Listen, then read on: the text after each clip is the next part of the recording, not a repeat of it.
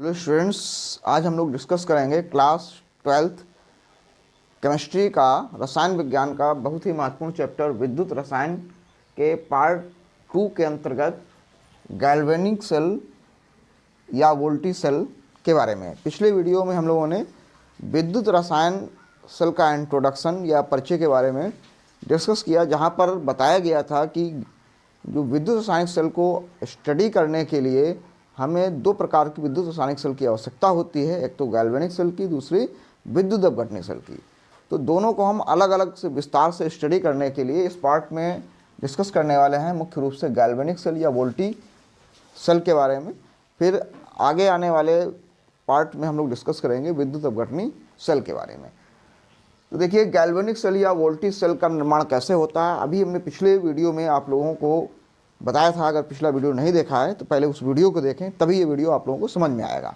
वहाँ पर वीडियो बताया था कि जो कोई भी विद्युत रासायनिक सेल में ऑक्सीकरण व अपचयन की अभिक्रिया होना आवश्यक है, और जब किसी सेल में दोनों रासायनिक अभिक्रियाएँ होती हैं तो उस अभिक्रिया को रेडॉक्स अभिक्रिया के नाम से जानते हैं। तो रेडॉक्स अभिक्रिया को होने के लिए गैल्वेनिक सेल में दो इलेक्ट्रोड चाहिए, या विद्युत अपघटनी सेल में भी दो इलेक्ट्रोड चाहिए, कैथोड और एनोड। तो कैथोड व एनोड जो इलेक्ट्रोड होते हैं वो गैल्वेनिक सेल में एक अर्ध सेल या इलेक्ट्रोड का निर्माण करते हैं। तो अर्ध सेल या इलेक्ट्रोड क्या है, इसके बारे में हम लोग डिस्कस करेंगे। अर्ध सेल या इलेक्ट्रोड,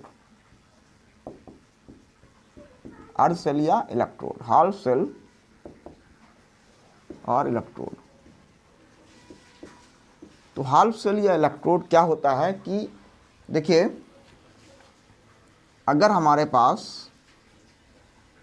यदि हमारे पास एक बीकर है और उस बीकर में हम जिंक धातु की छड़ को ले लें, और उसे जिंक सल्फेट के विलयन में डुबो दिया जाए, तो जिंक सल्फेट के विलयन में डुबोया जाता है तो जिंक धातु की छड़ ऋणावेशित हो जाती है और इलेक्ट्रोड के पास ये धनावेश उत्पन्न हो जाता है। इलेक्ट्रोड के पास इस प्रकार से विलयन में धनावेश उत्पन्न हो जाता है। तो इस डिवाइस को, इस युक्ति को अर्ध सेल या इलेक्ट्रोड कहते हैं, और इस पर होने वाली अभिक्रिया अर्ध सेल अभिक्रिया कहलाती है। जैसे यहाँ पर जो अभिक्रिया होगी वो अभिक्रिया ये होगी, Zn गिव्स आउट Zn2++2E। ठीक है, तो इसे अर्ध सेल अभिक्रिया बोला जाए। ये क्या है? अर्ध सेल अभिक्रिया है। इसे बोलेंगे हम अर्ध सेल अभिक्रिया के नाम से जानेंगे, हाफ सेल रिएक्शन या अर्ध सेल अभिक्रिया के नाम से जाना जाएगा, अर्ध सेल अभिक्रिया। और इस डिवाइस को बोलेंगे हम अर्ध सेल। ठीक है, डिफिनीशन क्या लिख सकते हैं? जब किसी धातु की क्षण को उसी धातु के लवण के विलयन में डुबोया जाता है तो क्षण विलयन के सापेक्ष धनावेशित या ऋणावेशित हो जाती है, जिसे अर्ध सेल या इलेक्ट्रोड कहते हैं, तथा इलेक्ट्रोड पर होने वाली अभिक्रिया को अर्ध सेल अभिक्रिया कहते हैं। तो बहुत आसानी से याद होने वाली डेफिनेशन है। जब किसी धातु की क्षण को उसी धातु के आयन के विलयन या लवण के विलयन में डुबोया जाता है तो क्षण विलयन के सापेक्ष ऋणावेशित या धनावेशित हो जाती है। जैसे जिंक की क्षण कैसी हो गई? ऋणावेशित हो गई, जिसे हम अर्ध सेल या इलेक्ट्रोड कहते हैं, तथा इलेक्ट्रोड या धातु पर होने वाली अभिक्रिया अर्ध सेल अभिक्रिया कहलाती है। ठीक इसी प्रकार से यदि हम कॉपर एक बीकर लिया और उस बीकर में हमने क्या किया, हमने कॉपर धातु की छड़ को डुबो दिया, और कॉपर धातु की छड़ को जैसे ही डुबोएंगे कॉपर सल्फेट के विलयन में डुबो दिया गया। यहाँ पर कॉपर सल्फेट का विलयन है, ये इस कॉपर सल्फेट के विलयन में हमने डुबो दिया, कॉपर धातु की छड़ को। तो कॉपर धातु की छड़ को कॉपर सल्फेट के विलयन में डुबो दिया तो कॉपर की छड़ जो है वो विलयन के सापेक्ष कैसी हो गई? धनावेशित हो जाती है। तो यहाँ पर कॉपर की छड़ चूँकि धनावेशित हो गई तो यहाँ पर भी इस सेल अभिक्रिया को अर्ध सेल अभिक्रिया बोलेंगे, लेकिन ये अभिक्रिया अपचयन की हो रही, यहाँ पर अभिक्रिया ये ऑक्सीकरण की हो रही। ठीक है, तो इस प्रकार से ये दोनों ही अभिक्रियाएं अर्ध सेल अभिक्रिया हैं। ये भी एक अर्ध सेल अभिक्रिया है और ये भी एक अर्ध सेल अभिक्रिया है, बट जिंक की क्षण ऋणावेशित हो रही है इसलिए यहाँ पर अपचयन ऑक्सीकरण हो रहा है, कॉपर की क्षण धनावेशित हो रही है इसलिए यहाँ पर क्या हो रहा है? अपचयन हो रहा है, ठीक है, और दोनों ही अर्धशैलव क्रियाएं हैं, ठीक है स्टूडेंट। तो अर्धशैलव क्रिया का मतलब समझ रहे हो क्या होगा, जब किसी धातु की क्षण को उसी धातु के लवण के विलयन में डुबोया जाता है तो क्षण विलयन के सापेक्ष ऋणावेशित या धनावेशित हो जाती है, जिसे अर्धशैल या इलेक्ट्रोड कहते हैं, तथा इलेक्ट्रोड पर होने वाली रासायनिक अभिक्रिया को अर्धशैल अभिक्रिया कहते हैं, ठीक है। ये हो गया डिफिनीशन। यदि धातु ऋणावेशित हो रही है, विलयन के सापेक्ष ऋणावेशित होती है तो क्रिया आक्सीकरण की होगी। यदि धातु या इलेक्ट्रोड विलयन के सापेक्ष धनावेशित हो जाता है तो धातु पर अपचयन की क्रिया होगी। ये नोट में लिख लें, यदि इलेक्ट्रोड विलयन के सापेक्ष ऋणावेशित हो जाता है तो क्रिया आक्सीकरण की होगी। यदि इलेक्ट्रोड विलयन के सापेक्ष धनात्मक हो जाता है तो क्रिया अपचयन की हो जाती है। इस प्रकार से अब ये हो गई दो अर्धशैल। अगर हम दोनों अर्धशैल को आपस में इस प्रकार से जोड़ दें, यदि हम दो अर्धशैलों को आपस में जोड़ दें, जैसे ये एक अर्धशैल हो गई, एक अर्धशैल हो गई, ये दूसरी अर्धशैल हो गई, ये दो अर्धशैलें हो गई इस प्रकार से। एक जिंक की छड़ हो गई, ये जिंक की छड़ है और ये कॉपर की छड़ है। यहाँ पर विलयन धनात्मक होगा, विलयन धनात्मक होगा, यहाँ पर विलयन ऋणात्मक होगा,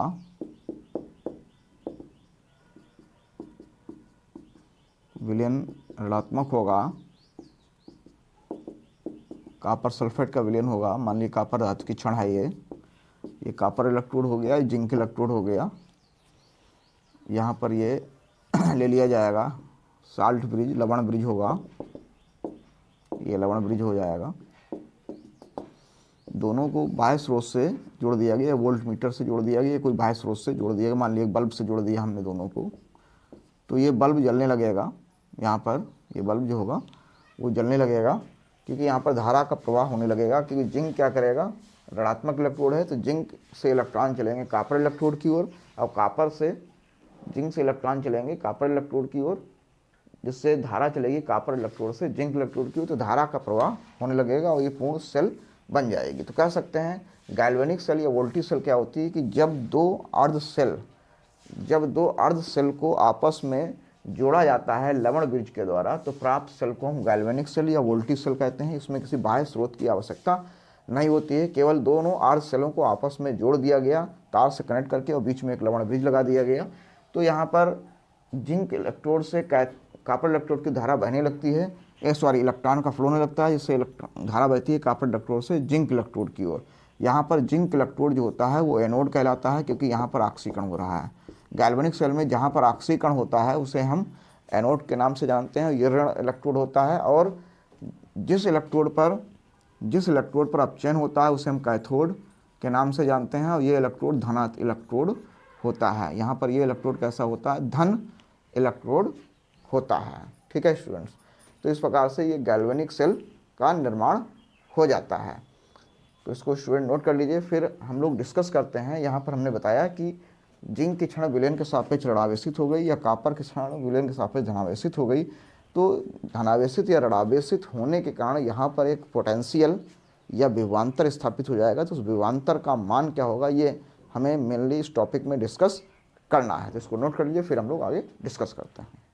हेलो स्टूडेंट्स, अभी हम लोग डिस्कस कर रहे थे विद्युत रसायन के अंतर्गत अर्धशैल और इलेक्ट्रोड के बारे में। तो बताया था कि जब किसी धातु की क्षण को उसी धातु के लवण के विलयन में डुबोया जाता है तो क्षण ऋणावेशित या धनावेशित हो जाती है। तो जब धनावेशित ऋणावेशित होती है तो वहाँ पर देखिए होता क्या है कि जैसे ये एक बीकर है और इस बीकर में हमने जिंक धातु की क्षण को जिंक सल्फेट के विलयन में डुबो दिया, जिंक सल्फेट के विलयन में डुबो दिया। तो जिंक सल्फेट के विलयन में जो डुबोया गया तो देखा ये गया कि जिंक की क्षण पर ऋणावेश आ गया और विलयन जो था, क्षण के निकट जो विलयन था वो धनावेशित हो गया, जिससे एक द्विस्तर एक डबल लेयर बन गई ऋणावेश और धनावेश की। इससे यहाँ पर एक विभवांतर स्थापित होगा। जब भी ऋण आवेश धनावेश होगा तो एक विभवांतर स्थापित होता है तो इस विभवांतर को बोलते हैं इलेक्ट्रोड विभव। तो हम लोगों को पढ़ना है मुख्य रूप से इलेक्ट्रोड विभव के बारे में, जो कि बहुत ही महत्वपूर्ण टॉपिक है। इलेक्ट्रोड विभव, electrode potential, electrode potential. Electrode potential के बारे में हमें डिस्कस करना है। तो इलेक्ट्रोड पोटेंशियल क्या होता है? जब किसी धातु की क्षण को उसी धातु के लवण के विलयन, जैसे जिंक की क्षण को जिंक सल्फेट के विलयन में डुबो दिया जाए, जिंक सल्फेट के विलयन में डुबो दिया जाए, या कापर धातु की क्षण को कापर सल्फेट के विलयन में डुबो दिया जाए। तो जिंक की धातु को जो जिंक धातु की क्षण को जिंक सल्फेट के विलयन में डुबोया गया, कापर की क्षण को कापर सल्फेट के विलयन में डुबो दिया गया, है ना। तो कापर की क्षण ऋणावेशित होती है और विलयन, उसके निकट जो विलयन होता है वो ऋणावेशित हो गया। इस प्रकार से जो विलयन होगा वो ऋणावेशित हो जाएगा। ये कापर सल्फेट का विलयन हो गया, कापर धातु की क्षण हो गई। तो इस प्रकार से यहाँ पर धनावेश, एक क्षण पर ऋणावेश आ रहा है, एक क्षण पर धनावेश आ रहा है।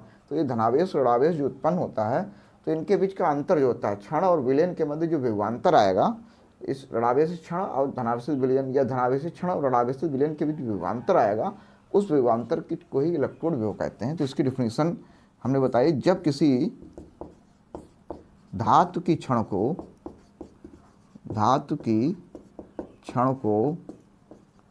उसी धातु के लवण के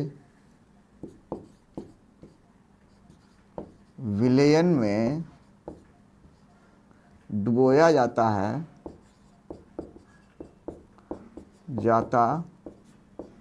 ये विलयन में रखा जाता है, लिख लो, विलयन में रखा जाता है, तो क्षण विलयन के सापेक्ष ऋणावेशित या धनावेशित हो जाती है, जिससे क्षण व विलयन के मध्य क्या स्थापित होता है? विभवांतर स्थापित होता है। क्या स्थापित होता है? विभवांतर स्थापित हो जाता है, जिसे क्या कहेंगे हम? इलेक्ट्रोड विभव कहते हैं, जिसे इलेक्ट्रोड विभव कहते हैं। क्या कहेंगे? इलेक्ट्रोड विभव कहते हैं। तो ये बहुत ही इंपॉर्टेंट डेफिनेशन है स्टूडेंट्स, इसको सभी लोगों को याद होना चाहिए। जब किसी धातु की क्षण को उसी धातु के लवण के विलयन में डुबाया जाता है, तो क्षण विलयन के सापेक्ष या तो ऋणावेशित हो जाती है या तो धनावेशित हो जाती है, जिससे क्षण और विलयन के मध्य एक विभवांतर स्थापित हो जाता है। इस विभवांतर को क्या बोलते हैं? इलेक्ट्रोड विभव ई कहते हैं। इसको इलेक्ट्रोड विभव से, और इसको ई से लिखा जाता है, इलेक्ट्रोड विभव ई कहते हैं। ठीक है। इसको प्रभावित करने वाले कारक, इलेक्ट्रोड विभव ई को प्रभावित करने वाले कारक फैक्टर्स कौन से हैं? फैक्टर कौन कौन से हैं जो इलेक्ट्रोड विभव को प्रभावित करते हैं? तो पहला फैक्टर है हमारा धातु इलेक्ट्रोड की प्रकृति, धातु इलेक्ट्रोड की प्रकृति। देखिए यहाँ पर ये जिंक धातु है, जिंक धातु की क्षण विलयन के सापेक्ष ऋणावेशित हो रही है, और यहाँ पर कापर धातु है, तो ये कैसी हो रही? धनावेशित हो रही है। तो बताया गया कि धातु इलेक्ट्रोड की प्रकृति कैसी है? हाइड्रोजन से अधिक क्रियाशील धातु का इलेक्ट्रोड विभव ऋणात्मक व कम क्रियाशील धातु का इलेक्ट्रोड विभव जो होगा वो कैसा होगा? धनात्मक होगा। मतलब हाइड्रोजन से कम क्रियाशील है, हाइड्रोजन से अधिक क्रियाशील है। अगर कोई भी धातु की क्रियाशीलता हाइड्रोजन से ज़्यादा है, ठीक है, अपचयित होने की, तो वो इसका इलेक्ट्रोड जब निकालेंगे तो ऋणात्मक आएगा, और जो ज़्यादा है कम क्रियाशील है तो धनात्मक आएगा। एक तो दूसरा पहला कारक हो गया धातु इलेक्ट्रोड की प्रकृति। दूसरा, विलयन में धातु आयनों की सांद्रता। तो इसके बारे में देखा गया है कि जो यहाँ पर विलयन लिया जाएगा, जिंक सल्फेट का विलयन अगर देखा गया, अगर कंसंट्रेशन बढ़ाया जाता है तो जैसे ज़्यादा कंसंट्रेशन होता है तो इनके बीच चालकता जो होती है आयनों की वो कम हो जाती है, जिससे इलेक्ट्रॉन वो कम हो जाता है। तो विलयन की सांद्रता के व्युत्क्रमानुपाती होता है। जो भी विलयन होगा वो धातु आयन का इलेक्ट्रोड विभव जो होता है आयनों की सांद्रता के व्युत्क्रमानुपाती होता है। मतलब सांद्रता बढ़ेगी तो इलेक्ट्रोड विभव घटेगा, सांद्रता घटेगी तो इलेक्ट्रोड विभव बढ़ेगा। मीन्स तनुता के समानुपाती होता है। सांद्र विलयन के तनुता के समानुपाती होगा और सांद्र विलयन के व्युत्क्रमानुपाती होगा, है ना। मतलब सांद्रता ज़्यादा है, अगर कंसंट्रेशन ज़्यादा है, कंसंट्रेशन इंक्रीज करेंगे तो इलेक्ट्रोड विभव कम हो जाएगा। तीसरा, ताप या परम ताप लिख सकते हैं, परम ताप।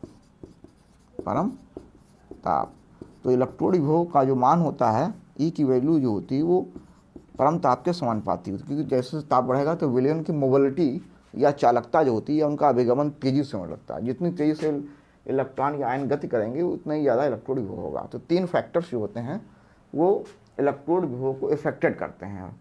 ठीक है, ये आपको पता होना चाहिए, पेपर पूछे जाते हैं कि कौन कौन से इलेक्ट्रोड विभव को प्रभावित करने वाले कारक कौन से हैं। तो पहला है धातु आयन की प्रकृति, पहला है धातु इलेक्ट्रोड की प्रकृति। दूसरा जो है विलयन धातु आयन की प्रकृति, विलयन में धातु आयनों की सांद्रता, और तीसरा है परम ताप। ये 3 फैक्टर्स हैं जो इलेक्ट्रोड विभव को इफेक्टेड करते हैं।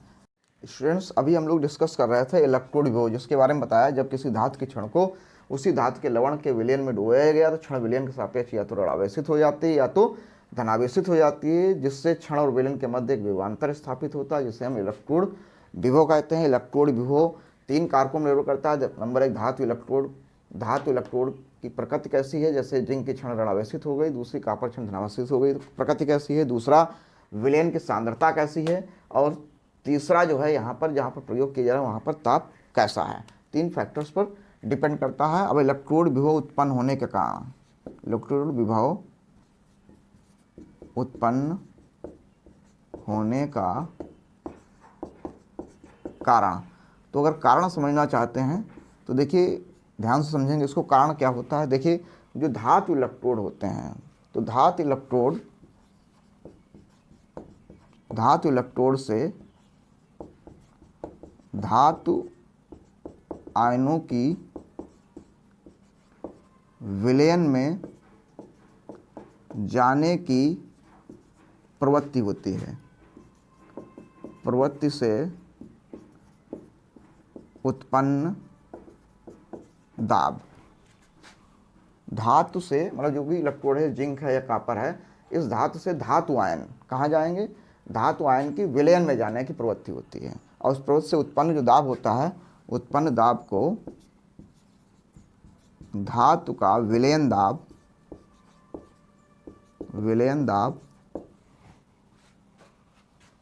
पाई कहते हैं। ठीक है, तो विलयन दाब का मतलब क्या होता है कि कोई भी इलेक्ट्रोड है, उस इलेक्ट्रोड से जो धातु है, धातु से उसके आयन निकलकर कहाँ चले जाएं, विलयन में चले जाएं। तो उसके आयन निकलकर विलयन में जा रहे हैं, तो विलयन में जाने की इस प्रवृत्ति से जो दाब उत्पन्न होगा उसे धातु का विलयन दाब कहते हैं। और दूसरा होता है यदि विलयन से धातु आयन, अब उल्टा है। अभी क्या बताया हमने कि धातु से आयन निकले, विलयन की चले, तो यहाँ पर जो दाब उत्पन्न हुआ विलयन दाब, मतलब विलयन दाब आ रहा है, विलयन दाब लग रहा है धातु से विलयन की ओर, जिसे पाई कहेंगे, है ना। लेकिन यदि विलयन से धातु आयन, अब इस विलयन से धातु आयन चल रहे हैं किधर, तो इलेक्ट्रोड की ओर। ठीक है, यदि विलयन से धातु आयन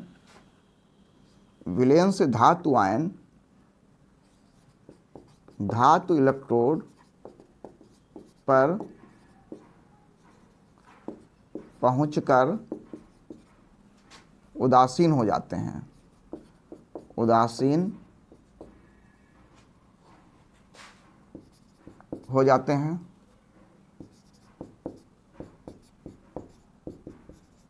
जिससे उत्पन्न दाब को क्या कहते हैं, आयनों का, धातु आयनों का, ये आयनों का होता है, धातु आयनों का परासरण दाब, सॉरी इसे विलयन दाब है, इसे पी से लिखेंगे, विलयन दाब पी और परासरण दाब पाई कहते हैं। तो देखिए स्टूडेंट्स, यहाँ पर हम दो प्रकार के प्रेशर जनरेट कर रहे हैं। जब हम इलेक्ट्रोड से, इलेक्ट्रोड जो है जो कि धातु का है, इससे आयन निकल जाएं, जैसे कोई मेटल है तो जिंक में क्या होगा, जिंक आयन भी होंगे और इलेक्ट्रॉन होंगे, है ना। लेकिन ये आयन कहाँ चले जाएं, विलयन में, कहाँ चले जाएं, विलयन में, ठीक है। तो इन जिंक आयन का विलयन में जाना क्या कहलाएगा, धातु का विलयन दाब कहलाएगा। क्या कहलाएगा, धातु का विलयन दाब बच कहलाएगा, ठीक है। लेकिन यदि विलयन से धातु आयन, विलयन से धातु आयन इलेक्ट्रोड पर पहुंचकर, जैसे यहाँ पर जिंक सल्फेट का विलयन है, जिंक सल्फेट का विलयन है, तो इसमें Zn2+ आयन है और SO4 2- आयन है। तो ये Zn2+ आयन जो विलयन के हैं, ये विलयन के आयन जो हैं किधर चलें, धातु इलेक्ट्रोड की ओर चलें, धातु इलेक्ट्रोड की ओर गति करें। तो यहाँ पर जो दाब बनेगा वो परासरण दाब बनेगा। तो यहाँ पर दो प्रकार के दाब हैं, पहले ये समझो कि दो दाब उत्पन्न कैसे हुए। यदि कोई भी, चाहे जिंक हो चाहे कापर हो, इन दोनों से इनके आयन निकलकर, इन धातुओं से आयन निकले और चले जाएं विलयन में, कहाँ जाएं, विलयन में। तो विलयन में जाने की प्रवृत्ति से जो दाब उत्पन्न होगा, लिखा है ना, धातु आयन से, धातु से धातु आयन निकले, जैसे धातु थी इससे धातु आयन बना, अब वो आयन कहाँ चला जाए, विलयन में चला जाए, बाहर की ओर। तो यहाँ से जो दाब बनेगा उस दाब को बोलेंगे विलयन दाब।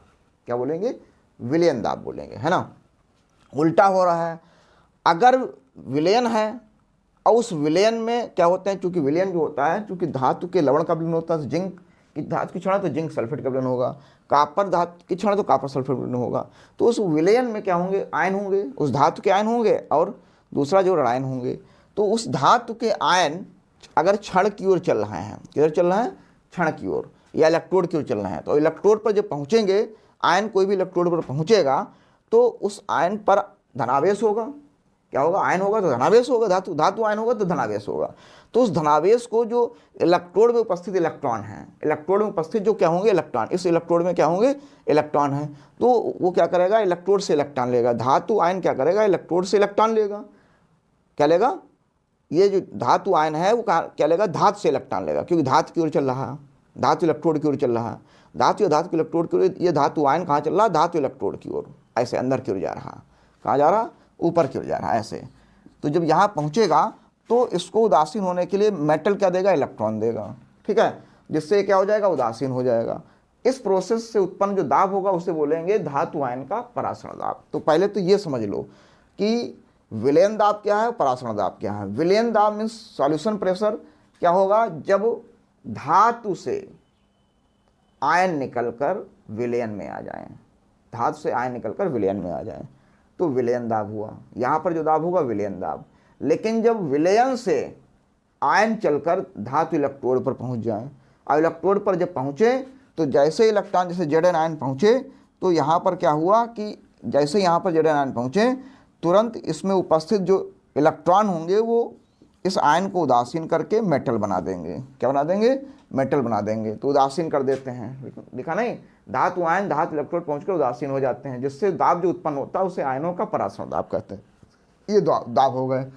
अब जो है इसकी कंडीशन नंबर एक कंडीशन ये है कि यदि हमारा विलयन दाब इज मोर देन परासरण दाब, विलयन दाब ज़्यादा है, विलयन दाब ज़्यादा है परासरण दाब से। इसका मतलब क्या हुआ है कि धातु से आयन निकलकर किधर जा रहे हैं, विलयन में जा रहे हैं। तो अगर धातु से आयन निकलकर विलयन में जा रहा है तो उस स्थिति में विलयन दाब ज़्यादा होगा। और आयन से विलयन से आयन जो है, विलयन से आयन धातु की ओर कम मात्रा में पहुंच रहे हैं, ठीक है, क्योंकि धातु का दाब कम जो है, आयन का परासरण दाब कम इसलिए हुआ क्योंकि आयन से परासरण दाब कब उत्पन्न हुआ है, जब आयन जो कि जिंक सल्फेट लवण का विलयन होगा, इससे जो आयन बनेंगे वो आयन कहाँ गति करेंगे, इलेक्ट्रोड की ओर। धातु आयन कहाँ चलेंगे, धातु इलेक्ट्रोड की ओर। लेकिन इलेक्ट्रोड से उत्पन्न जो दाब है यहाँ पर पाई, ये क्या है, कम है, ठीक है। अब विलयन की ओर जो आयन चल रहे हैं, इनसे उत्पन्न दाब जो पी है वो क्या है, अधिक है। इसका मतलब कौन सा मान ज़्यादा है, जब इस धातु इलेक्ट्रोड से, ध्यान समझो, इस धातु इलेक्ट्रोड से आयन बाहर आ रहे हैं विलयन में, आयन विलयन में आ रहा है, इससे जो दाब बन रहा है पी, इसका मान ज़्यादा है, ज़्यादा मात्रा में आ रहे हैं। और जो विलयन से आयन अंदर जा रहे हैं, विलयन से आयन धातु इलेक्ट्रोड में जा रहे हैं, इससे जो परासरण दाब है ये कम है, परासरण दाब कम है। मतलब विलयन से धातु इलेक्ट्रोड पर जाने वाले आयनों के कारण, धातु इलेक्ट्रोड की ओर जाने वाले आयनों के कारण जो दाब होगा, परासरण दाब, ये क्या है, कम है। तो उस स्थिति में हमारी क्षण जो होगी वो कैसी होगी, ऋणात्मक है। मतलब ज़्यादा से ज़्यादा आयन इस इलेक्ट्रोड से निकलकर इस विलयन में जा रहे हैं, इस इलेक्ट्रोड से निकलकर विलयन में जा रहे हैं। स्पष्ट है, लिखेंगे, स्पष्ट है कि धातु इलेक्ट्रोड से, धातु इलेक्ट्रोड से धातु आयन विलयन की ओर गति से, विलयन की ओर गति से उत्पन्न दाब, उत्पन्न विलयन दाब, धातु आयन का, धातु का विलयन दाब, धातु का विलयन दाब, जो विलयन दाब पी है, विलयन दाब कैसे है, धातु से धातु आयन निकलकर कहाँ चले गए, विलयन की ओर चले गए। तो यहाँ से जितने जिंक आयन थे वो कहाँ आ गए, विलयन की ओर आ गए, है ना। तो उत्पन्न दाब, उत्पन्न धातु का विलयन दाब अधिक है, अधिक है, जिससे क्षण कैसी होगी, ऋणावेशित हो जाएगी। कैसी होगी, ऋणावेशित होगी। क्योंकि सीधी सी बात है कि जब जिंक, यहाँ पर जिंक है, धातु इलेक्ट्रोड जिंक है, अब जिंक से क्या बने, जिंक आयन बने, जिंक आयन बने और इलेक्ट्रॉन बने। लेकिन ये जिंक आयन कहाँ चले गए, जिंक आयन चले गए विलयन में, क्योंकि यहाँ पर कह रहा है कि परासरण विलयन दाब ज़्यादा है, विलयन दाब ज़्यादा है, मतलब ज़्यादा से ज़्यादा धातु आयन विलयन की ओर जा रहे हैं, है ना। धातु आयन से धातु आयन, धातु इलेक्ट्रोड से धातु आयन किधर जा रहे हैं, विलयन की ओर गति कर रहे हैं, मतलब विलयन की ओर गति कर रहे हैं। जिंक आयन विलयन की ओर गति कर रहे हैं। इसका मतलब जो जिंक आयन है वो विलयन में चले जाएंगे। अब जब आयन चले गए विलयन में तो धातु इलेक्ट्रोड पर क्या बचे, इलेक्ट्रॉन बचे। तो इलेक्ट्रॉन कहाँ बचे, धातु इलेक्ट्रोड पर। तो इलेक्ट्रोड कैसा हो गया, ऋणावेशित हो गया। इलेक्ट्रोड कैसा हो गया, ऋणावेशित हो गया। तो स्टूडेंट समझ में आ गया होगा कि यहाँ पर जिंक इलेक्ट्रोड ऋणावेशित इसीलिए होता है क्योंकि यहाँ पर विलयन दाब ज़्यादा है, जिससे धातु से निकलने, धातु से धातु आयन जो होते हैं वो विलयन की ओर गति करते हैं, और जिससे विलयन पर में धनावेश आ जाता है। विलयन इलेक्ट्रोड के चारों ओर विलयन में धनावेश हो जाता है, और क्षण पर इलेक्ट्रॉन की अधिकता होने से ऋणावेश आ जाता है। तो ये संभव हुआ विलयन दाब पी के कारण। अब नंबर 2 कंडीशन है। नंबर 2 कंडीशन ये है, यदि अब विलयन दाब कम हो, विलयन दाब कम हो गया और परासरण दाब पाई ज़्यादा हो गया। इसका मतलब क्या हुआ, विलयन दाब कम होने का मतलब है कि जब धातु इलेक्ट्रोड से धातु आयन विलयन की ओर गति कर रहे थे तो इससे जो दाब है वो कम है। लेकिन जो धातु आयन धातु की ओर गति कर रहे थे, धातु की ओर गति कर रहे थे, उससे जो परासरण दाब उत्पन्न हुआ आयनों का वो अधिक है। ठीक है, तो इसका मतलब क्या हुआ, स्पष्ट है कि विलयन में विद्युत अपघट्य का जो विलयन होगा, अपघट्य के विलयन में धातु आयन किधर जा रहे होंगे, धातु आयन विलयन में धातु आयन, धातु आयन कहाँ जा रहे होंगे? विलयन से धातु की ओर। धातु आयन कहाँ जाएंगे? धातु आयन विलयन से कहाँ जाएंगे? विलयन से निकलेंगे और धातु में पहुँचेंगे। विलयन से धातु इलेक्ट्रोड पर पहुंचकर क्या हो जाते हैं? धातु इलेक्ट्रोड पर पहुंचकर उदासीन हो जाते हैं। उदासीन हो जाते हैं, जिससे क्षण धनावेशित हो जाती है। कैसी हो जाएगी? धनावेशित हो जाएगी। धनावेशित। अब क्षण कैसी हो जाएगी? धनावेशित हो जाती है। ये कैसे पॉसिबल हुआ, इसको समझेंगे। ये कैसे पॉसिबल हुआ? अब हमने कहा कि यदि जो धातु आयन विलयन में क्या होंगे? धातु आयन होंगे। जैसे जिंक सल्फेट या कॉपर सल्फेट के विलयन में क्या होंगे? कॉपर सल्फेट के विलयन में कॉपर आयन होंगे। तो विलयन में धातु आयन है, कॉपर सल्फेट है। तो कॉपर सल्फेट को ये कैसे होता है? आयनित होता है, तो Cu2+ बनाएगा और SO4 2- बनाएगा। तो विलयन में क्या हो गया? धातु आयन कॉपर आयन हो गए। अब ये कॉपर आयन कहाँ जाएंगे? धातु इलेक्ट्रोड के भीतर जाएंगे। अब कॉपर आयन पहुँचे कहाँ? इस धातु इलेक्ट्रोड में पहुँचे। तो इस धातु इलेक्ट्रोड में भी कॉपर आयन होंगे, कॉपर परमाणु होंगे। इस धातु में भी क्या होंगे? कॉपर के परमाणु होंगे। उन कॉपर के परमाणुओं ने इन कॉपर के आयनों को इलेक्ट्रॉन दे दिया। इलेक्ट्रॉन किसने दिया? कॉपर के परमाणु। जो यहाँ पर कॉपर के परमाणु थे, उन परमाणुओं ने इलेक्ट्रॉन दे दिए इन कॉपर आयनों को।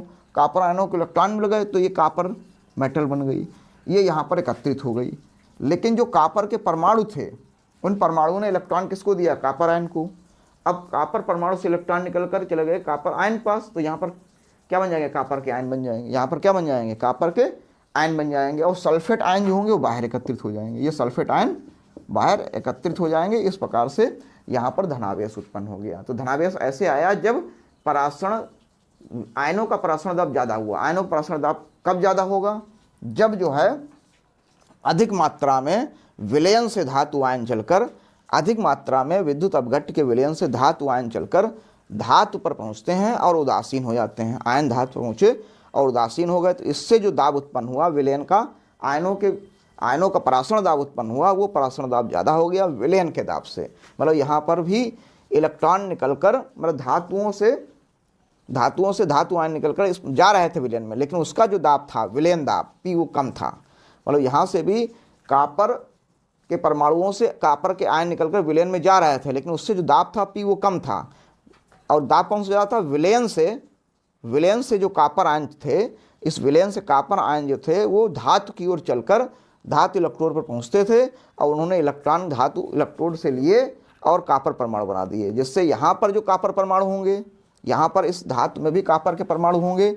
इस कॉपर के परमाणु से इलेक्ट्रॉन चले गए, यहाँ से इलेक्ट्रॉन निकले, यहाँ से इलेक्ट्रॉन निकल के कॉपर आयन ले लिए। और कॉपर आयन ने जब इलेक्ट्रॉन लिए तो कॉपर उदासीन हो गया, और जो परमाणु था वो धनावेशित हो गया। जो इलेक्ट्रोड में परमाणु थे, इस इलेक्ट्रोड में परमाणु थे वो धनावेशित हो गए, और जो विलयन से आने वाले आयन थे वो उदासीन हो गए। अब तो आ गया समझ में स्टूडेंट्स?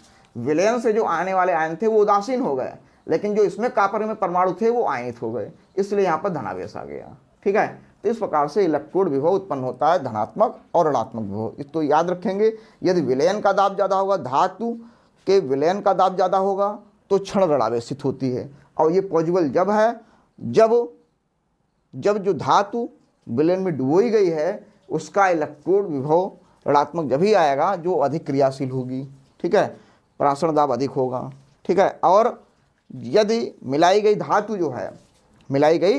धातु है उसका कौन सा दाब है? परासरण दाब अधिक है। यहाँ पर विलयन दाब ज़्यादा था, यहाँ पर परासरण दाब अधिक है। अगर परासरण दाब अधिक है तो वो कम क्रियाशील होगी और वो धनावेशित हो जाएगी। तो इस प्रकार से इलेक्ट्रोड विभव होता ना, इसको समझ लें। फिर हम लोग बहुत ही इंपॉर्टेंट डिफिनेशन डिस्कस करेंगे, मानक इलेक्ट्रोड विभव, और उसका मेजरमेंट पढ़ने वाले हैं। ये हमारा मेन टॉपिक है इस चैप्टर का, मानक इलेक्ट्रोड विभव, और उसको हम कैसे मेजर कर सकते हैं, कैसे उसको नाप सकते हैं, ये हम मुख्य रूप से अध्ययन करेंगे। स्टूडेंट्स, अभी हम लोग डिस्कस कर रहे थे इलेक्ट्रोड विभव के बारे में। अब हम इसका मानक इलेक्ट्रोड विभव डिस्कस करेंगे। तो देखिए, मानक इलेक्ट्रोड विभव कब निकाला जाता है? जब हम इलेक्ट्रोड विभव का मान निकाल रहे हों। ठीक है, और इलेक्ट्रोड विभव का मान निकालते समय यहाँ पर 1 मोलर सांद्रता हो, 1 मोलर सांद्रता का विलयन हो, 1 मोलर सांद्रता का विलयन हो, का विलयन। 1 मोलर सांद्रता का विलयन कैसा विलयन होता है कि जो कॉपर सल्फेट है, कॉपर सल्फेट का 1 मोल H2O के 1 लीटर जल में घोला जाए तो प्राप्त विलयन 1 मोलर सांद्रता का विलयन होगा। कॉपर सल्फेट या जिंक सल्फेट, इन जिसका भी 1 मोलर सांद्रता का विलयन बनाना है, उसके हम 1 मोल लेंगे और 1 लीटर जल में घोल देंगे तो 1 मोलर सांद्रता का विलयन होगा। ठीक है। दाब यहाँ पर जो होगा, जो प्रयोग किया जा रहा है, दाब होगा 1 बार, और जो टेम्परेचर होगा वो 25 डिग्री सेल्सियस 298 केल्विन होगा। ठीक है। तो उस पोजीशन में होता क्या है कि मानक परिस्थिति में जो विलयन दाब P होता है, परासरण दाब पाई, दोनों के मान आपस में बराबर होते हैं। जो विलयन दाब भी P और परासरण दाब पाई दोनों के मान आपस में बराबर होते हैं, तो इस स्थिति में क्षण और विलयन के मध्य जो विस्थापित विभवांतर होता है, उस विभवांतर को मानक इलेक्ट्रोड विभव, स्टैंडर्ड इलेक्ट्रोड पोटेंशियल कहते हैं। ठीक है। तो लिखा जाता है कि 298 केल्विन व 1 बार 298 केल्विन ताप व 1 बार दाब पर 1 मोलर सांद्रता के विलयन में क्षण व विलयन के मध्य स्थापित विभवांतर को मानक इलेक्ट्रोड विभव E0 कहते हैं। ये उससे भी ज़्यादा इम्पोर्टेंट परिभाषा है, कई बार पूछी जा चुकी है कि 25 डिग्री सेल्सियस या 298 केल्विन व 1 बार दाब पर 1 मोलर सांद्रता के विलयन में क्षण और विलयन के मध्य जो स्थापित विभवांतर होगा, उस विभवांतर को स्टैंडर्ड इलेक्ट्रोड पोटेंशियल कहते हैं। स्टैंडर्ड इसलिए बोला गया क्योंकि यहाँ पर हमने टेम्परेचर जो है फिक्स कर दिया है 25 डिग्री सेल्सियस या 298 केल्विन टेम्परेचर फिक्स कर दिया है, और दाब भी फिक्स है। इस चूँकि यहाँ पर मानक परिस्थिति है, मानक परिस्थिति मतलब दाब फिक्स है और टेम्परेचर फिक्स है, इसलिए यहाँ पर जो मान आएगा वो मानक मान होगा, क्योंकि परिस्थितियाँ जो हैं मानक हैं, इसलिए इसको मानक इलेक्ट्रोड विभव कहते हैं। ठीक है। अब ये जो इलेक्ट्रोड विभव है, मानक इलेक्ट्रोड विभव और इलेक्ट्रोड विभव, ये अर्ध सेल के लिए होते हैं। ठीक है। इलेक्ट्रोड विभव व मानक इलेक्ट्रोड विभव अगर देखा जाए तो अर्ध सेल के लिए होते हैं। किसके लिए होते हैं? हाफ सेल, अर्ध सेल के लिए प्रयोग होते हैं। मतलब किसी अर्ध सेल, जैसे जिंक है, ये जिंक अर्ध सेल है, तो इसको जिंक आयन थे, आयन विलयन में होते हैं, इसको एक्वस लिखेंगे, और ये जिंक मेटल बन गई, सॉलिड हो गया, तो यहाँ पर इलेक्ट्रोड विभव जो होगा, मानक इलेक्ट्रोड विभव, जिसे हम लिखेंगे E0 Zn 2+/ Zn। तो यहाँ पर ये जो है अर्ध सेल का इलेक्ट्रोड विभव है, क्योंकि जो है केवल एक ही इलेक्ट्रोड प्रयोग किया गया। यह कॉपर है, Cu2+/2e गिव्स आउट Cu बन गया, ये भी सॉलिड है। आयन है तो आयन एक्वस में होते हैं, याद रखेंगे। तो यहाँ पर भी जो विभव होगा E0 Cu2+/Cu, तो ये विभव जो होता है वो इलेक्ट्रोड विभव, चूँकि मानक परिस्थिति में लिखा गया इसलिए मानक इलेक्ट्रोड विभव बोला जाएगा। तो ये एक अर्ध सेल है और ये भी एक अर्ध सेल, ये दोनों क्या है? अर्ध सेल हैं। ठीक है। तो इलेक्ट्रोड विभव और मानक इलेक्ट्रोड विभव अर्ध सेल के लिए प्रयोग किए जाते हैं, लेकिन ये दोनों को एक साथ जोड़ दिया जाए। जैसे हम क्या करें, दोनों को एक साथ जोड़ दें। यहाँ पर ये जिंक रॉड और कॉपर रॉड को जोड़ दें, यहाँ पर साल्ट ब्रिज लगा दें, पोटेशियम क्लोराइड का विलयन लेकर साल्ट ब्रिज लगा दें। ठीक है। अब यहाँ पर जो विभव होगा उसे बोलेंगे हम रेडॉक्स विभव या सेल विभव,